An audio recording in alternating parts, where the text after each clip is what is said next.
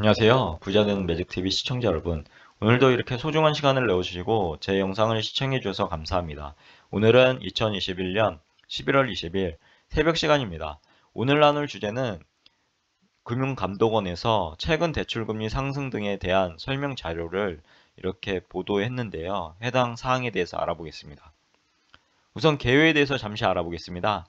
최근 주요 언론을 통해 가계대출 금리가 크게 상승하면서 해당 두 가지에 대한 내용이 보도되고 있다고 하는데요. 첫 번째로는 금융시장 왜곡 현상 발생, 그리고 두 번째로는 은행들의 예대마진 급증으로 폭리 등에 대한 내용이 보도되고 있다고 합니다. 이와 관련해서 최근 금리 상승의 주요 원인이나 보도 내용과 관련한 고려 필요 사항에 대해서 설명한다고 합니다. 해당 설명 내용을 잠시 알아보겠습니다. 첫 번째로 최근 금리 상승 동향 및 주요 원인에 대해서 알아보면 코로나19 시기 역대 최저 수준까지 낮아졌던 시중 대출 금리가 2021년 하반기 들어 크게 상승하고 있다고 하는데요. 하는 통계에 따르면 6월부터 9월까지 은행권 취급 신용 대출 금리는 기존 40bp 그리고 주담대 금리는 27bp가 상승하였다고 합니다. 또한 주요 시중은행의 대출 취급 자료를 바탕으로 분석한 결과 10월에는 이러한 상승폭이 더욱 커졌을 것으로 추정된다고 하는데요. 해당 권역별 대출금리 동향에 대해서 표로 있으니까요. 한번 보시면 좋을 것 같고요.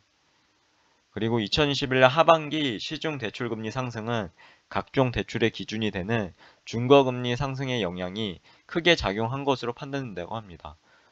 여기 보시면 6월부터 10월까지 5대 은행의 대출금리 구성 분석이라고 나와 있고요.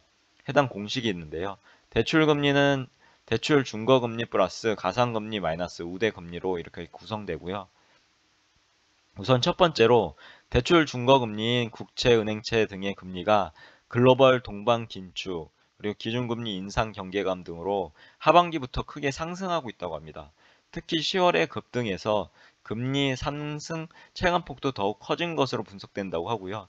두 번째로 가상금리나 우대금리 등도 은행의 자체적인 가계대출 관리 강화에 따라 차주에게 불리하게 변경, 유리한 부분 축소된 측면은 있으나 상대적으로 그 영향은 제한적인 것으로 판단된다고 합니다. 해당 5대 은행의 신용대출금리 평균이나 이렇게 5대 은행의 주담대 금리 평균에 대한 표로 있으니까요. 한번 확인해 보시면 좋을 것 같고요.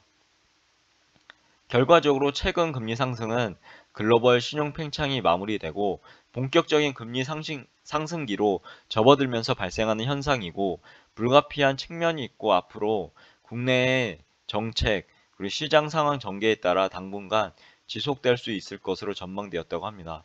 다만 11월 들어 중거금리인 국채 금융채 금리가 하락하는 등 다소 안정화되고 있다고 하네요. 따라서 현 시점에서 실수요자 피해 최소화를 위한 조치를 병행하면서도 그간 급증한 부채 레버리지 축소 노력을 지속으로 하고 있고요. 향후 이어질 금리 상승계 부채 부담 급증 위험을 완화할 필요가 있다고 하네요. 특히 같은 금리 상승기를 맞이하면서도 오히려 민간 분야의 부채 감소, 디레버리징이라고 하는데요. 해당 부채 감소가 이루어지고 있는 주요국 상황을 고려할 때 우리나라는 조금 더 경각심을 가져야 할 시점이라고 판단된다고 하네요. 해당 주요국 GDP 대비 민간 신용 동향에 대해서도 이렇게 표로 나와 있으니까요. 한번 보시면 좋을 것 같고요. 두 번째로 최근 보도 내용 관련 고려 필요 사항에 대해서 말씀드려 보겠습니다. 해당 보도 자료에서는 최근 가액 유동성에서 신용 위축, 국면으로 접어들면서 금리 상승과 더불어 대출 시장에 많은 변화가 나타나고 있다고 하는데요. 이 가운데 사실과 다르거나 일부 또는 일시적인 현상이 시장 전체를 대표하는 것처럼 오해되는 부분이 있어 관련한 설명을 드린다고 합니다. 우선 주담대 금리가 신용대출 금리보다 높다는 내용은 비교 대상이 적절치 않고 현실과도 다른 측면이 있다고 하네요. 비교 대상이 된 주담대 상단 금리는 신용등급의 3등급의 장기 35년인데요. 주택담보대출 상품이라고 합니다. 이것을 신용등급 1등급에 주로 단기 1년에 취급되는 신용대출 금리 상단과 직접 비교하는 것은 적절치 않은 측면이 있다고 하고요. 제시금리가 아닌 차주들이 실제로 받아간 취급금리를 보아도 여전히 주택담보대출이 신용대출보다 낮은 상황이라고 합니다. 여기 보시면 한번 읽어보시면 좋을 것 같고요. 두 번째로 고신용자 금리 상승폭이 저신용자 상승폭보다 높다는 내용도 일반화하기는 적절치 않다고 하네요.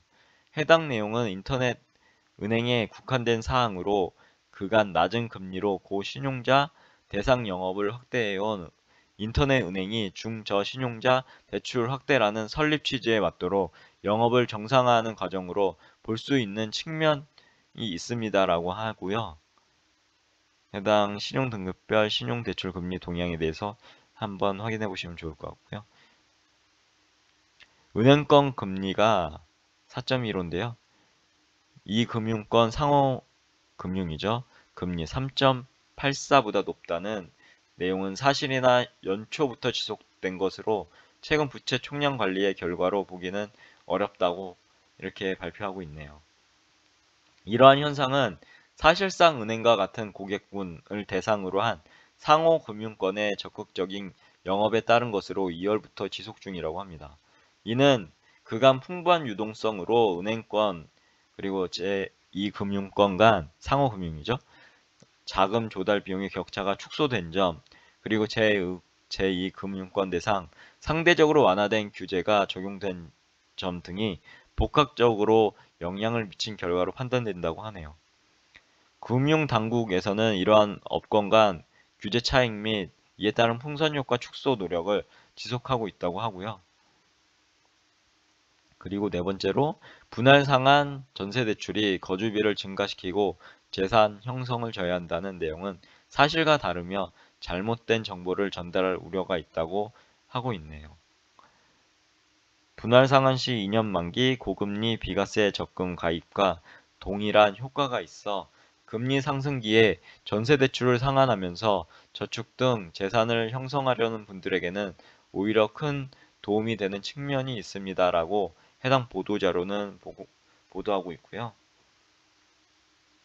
예에 대해서도 한번 읽어보시면 좋을 것 같습니다. 그리고 다섯 번째로 최근 가계대출 예대마진이 급증하고 있다는 내용은 9월 현재까지는 크게 나타나지 않고 있는 상황이라고 합니다. 코로나19 이후에 은행권의 예대 금리차가 확대되었습니다만 금년 들어 9월까지 예대 금리차는 2%포인트 내에서 큰 변화 없이 유지 중이라고 하고요. 그리고 이는 2019년 이후 은행들이 유동성 과잉으로 예금 금리를 크게 낮춘 것에 기인하여 대출금리 상승이 나타난 2021년 6월 이후부터 9월까지 대출금리, 예금금리 상승폭은 유사하다고 하네요. 다만 대출금리가 다시 급격하게 상승한 10월의 예금금리 조정은 지연되면서 예대금리 차가 확대되었을 가능성이 있어 금융당국은 이 부분에 대해서 면밀히 모니터링을 하고 있다고 합니다. 최근 발표된 은행권 2021년 3분기 이자 수익이 전년 동기 대비 증가한 것도 예대 금리차의 확대보다는 가계대출 누적 규모 자체가 늘어난 것에 주로 기인하는 측면이 있다고 하네요. 그리고 해당 은행권 가계대출 이자 수익 순이자 마진에 대해서도 이렇게 표로 있으니까 한번 보시면 좋을 것 같고요. 최근 금리 상승세는 신용 팽창에서 신용 위축이 전환되는 과정에서 나타나는 현상으로 판단되고 금융위와 금감원은 금융 불균형 해소를 통해 금리 상승기의 잠재 위험을 최소화하는 한편 시중 예대 금리 추이에 대한 면밀한 모니터링을 지속할 것이라고 이렇게 보도하고 있습니다. 아무튼 부침도 이렇게 있으니까요. 간단히 보시면 전세대출 분할 상한 시 혜택이라든가 이렇게 이자 수익, 소득 공제, 보증료에 대해서도 이렇게 설명하고 있으니까요. 한번 보시면 좋을 것 같고요. 이렇게 주기적으로 저처럼 금융감독원에 한번 방문해 보셔서요.